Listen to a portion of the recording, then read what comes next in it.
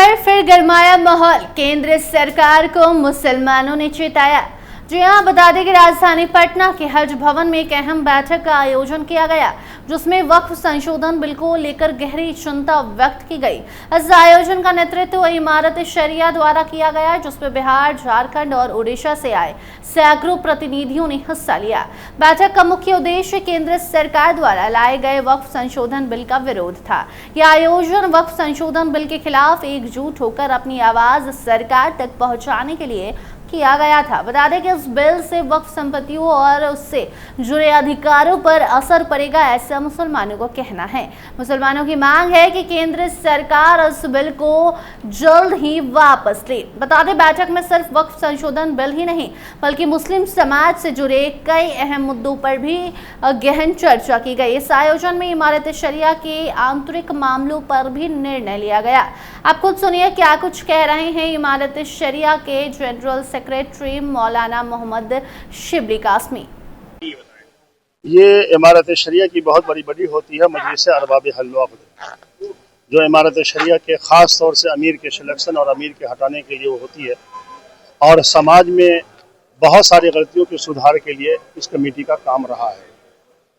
आज का ये इजलास, आज का ये जलसा सभा इसलिए बुलाया गया, उसके कई इश्यूज़ हैं, जिसमें एक बड़ा मुद्दा है कि वक्फ का जो कानून सेंट्रल सरकार की तरफ से पास किया गया, आज के इस इजलास के ज़रिए से ये मुतालबा सेंट्रल सरकार से है कि आप इस कानून को वापस लें।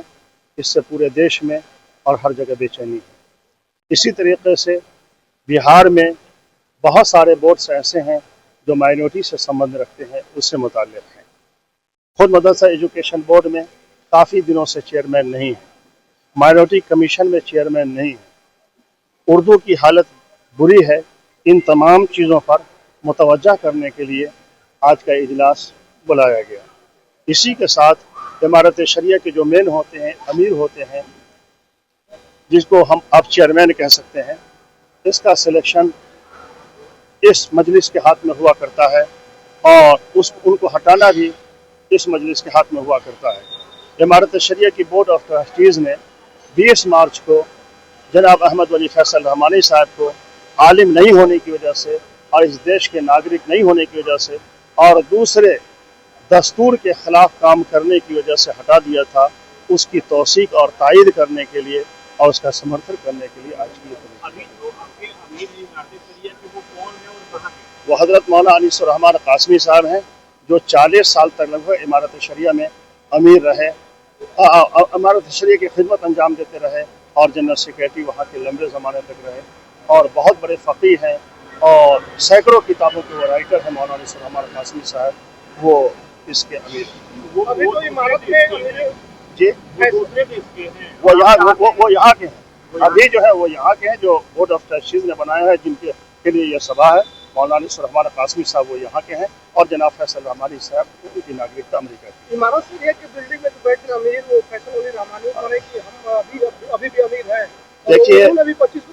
देखिए बिल्डिंग इमारत शरिया बिल्डिंग का नाम नहीं है, बिल्डिंग पर उन्होंने कब्जा कर रखा है, जिसके खिलाफ हमने सरकार की जो सिस्टम है उस सिस्टम के पास हमने दरख्वास्तें भी दे रखी हैं और गुजारिश की है इंतज़ामिया से, सरकार की इंतज़ामिया से, कानून की रोशनी में, ट्रस्टीज की रोशनी में और ट्रस्ट के फैसलों के मुताबिक जो उनको वहाँ से हटाएं, लेकिन ज़बरदस्ती उनका कब्जा है और उनके भाई जनाब फैज़ल रहमानी साहब के जरिए से खास तौर से अभी जी नवीर का नाम बता रहे हैं, उनका नाम 20 मार्च को बोर्ड ऑफ ट्रस्टीज ने उनको सिलेक्ट किया। आपका नाम क्या है? मोहम्मद शिबली कासमी, जनरल सेक्रेटरी इमारत शरिया, बिहार, उड़ीसा, झारखंड, प्रभारी पटना। बहुत बहुत शुक्रिया। कुल मिलाकर वक्फ मामला अभी ठंडा नहीं पड़ा है। इस महत्वपूर्ण आयोजन के माध्यम से मुस्लिम समुदाय ने केंद्र सरकार को स्पष्ट तौर पर संदेश दिया है कि वक्फ से जुड़े अधिकारों की अनदेखी बर्दाश्त नहीं की जाएगी और उसके लिए वो शांतिपूर्ण और लोकतांत्रिक तरीके से अपनी आवाज बुलंद जरूर करेंगे।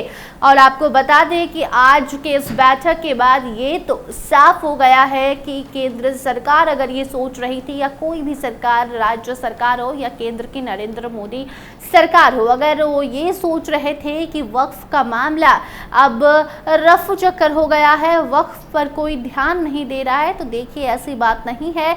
वक्फ मामला अभी भी गरमाया हुआ है और उस पर आज की ये बैठक बता रही है कि ये मामला अभी ठंडा नहीं पड़ेगा जब तक मुस्लिम समुदाय की बात नहीं मानी जाती। बाकी इस खबर पर आपकी क्या राय है, कमेंट सेक्शन में ज़रूर बताइए।